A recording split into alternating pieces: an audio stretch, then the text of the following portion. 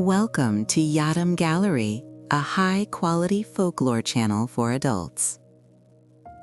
Deep in the mountains, in a secluded thatched house where even the moonlight holds its breath, the silence was broken every night only by the sound of cloth being beaten.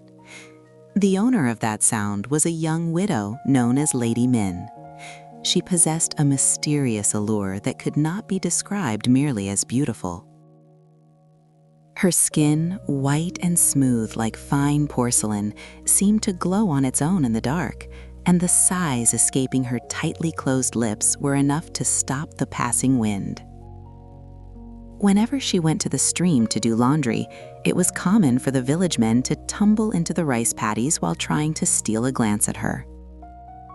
Late one afternoon, Master Choi, rumored to be the most dissolute man in the village, lingered in front of her house. Lady Min was bending over in the yard, wiping the earthen jars.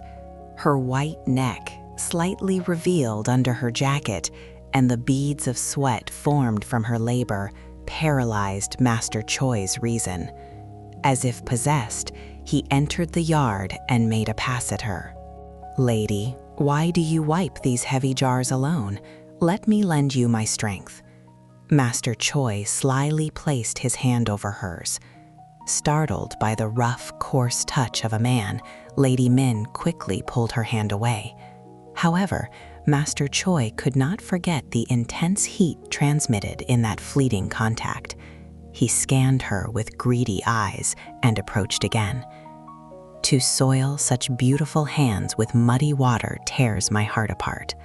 Tonight, I will leave my guest room door open." At that moment, Lady Min shot a cold glare at Master Choi. "Master Choi, do not try to climb a cliff holding a rotten rope. My grief is deeper than a man like you can handle." Her voice was cold, but the strange tremor hidden within her firmness melted Master Choi's heart even more. Eventually, overwhelmed by her spirit, he retreated with only a fake cough, but a dark shadow cast over Lady Min's eyes as she watched him leave. Her body kept its chastity, but her insides were like burning ash. That night was unusually humid and sweltering. Lady Min tossed and turned, unable to sleep. When she threw the door wide open, a heavy wind from the forest wrapped around the room. But the scent of that wind was unusual. Mixed with the smell of raw earth was the undeniable thick scent of a male. That was when it happened. In the middle of the yard stood a shadow as large as a house. His hairy forearms were thicker than old trees, and his glaring eyes burned like charcoal fire. He was not human. It was Mr. Kim, the one from the rumors, a Dokkaebi, a goblin. Lady Min felt a strange curiosity rather than fear. The goblin grinned and spoke in a thick voice. "The scent coming from this house is so exquisite, I couldn't just pass by. Mistress, care for a bet with me?" Lady Min asked with a trembling voice. "What kind of bet are you speaking of?" "Wrestling. If I win, give me the warmest spot in your room tonight. If you win, I'll conjure up gold and silver to feed you for a lifetime." Lady Min should have refused, but she could not resist the overwhelming yang energy radiating from the goblin.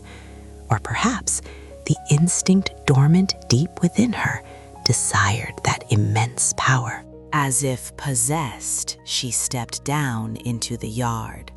Under the moonlight, the slender woman and the giant goblin stood face to face. The goblin approached first and wrapped his arms around her waist as if grabbing a wrestling satba. The strength in his arms was as solid as a rock, and the heat radiating from him was hot enough to melt the winter cold.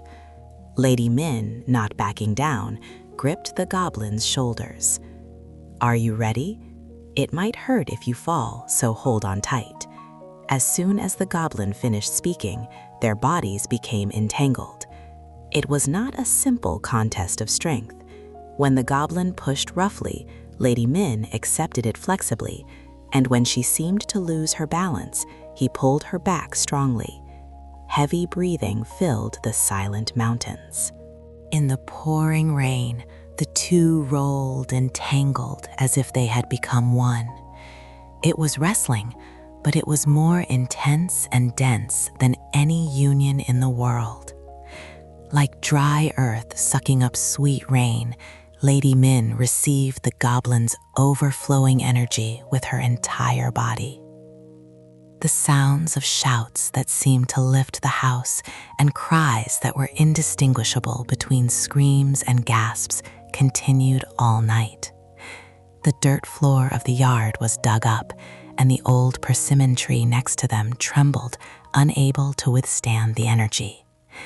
The goblin's strength knew no fatigue, and Lady Min also struggled not to let go of the end of that night.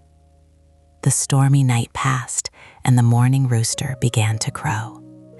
When Lady Min opened her eyes, she was lying in her room, drenched in sweat. Her whole body ached as if she had been beaten, but strangely, her mind was clear and refreshed. It felt as if the lump that had been in her chest for years had been washed away. She hurriedly felt the space next to her. Mr. Kim, the goblin who had held her so hotly, was nowhere to be found. Instead, in her arms lay an old, worn-out broomstick. The broom was covered in dirt and sweat, and the yard was a mess, as if wild boars had rolled around all night. Lady Min burst into laughter looking at the broomstick, but it was not a sneer. It was gratitude for the existence that had soothed her loneliness and liberated her suppressed desires throughout the long night.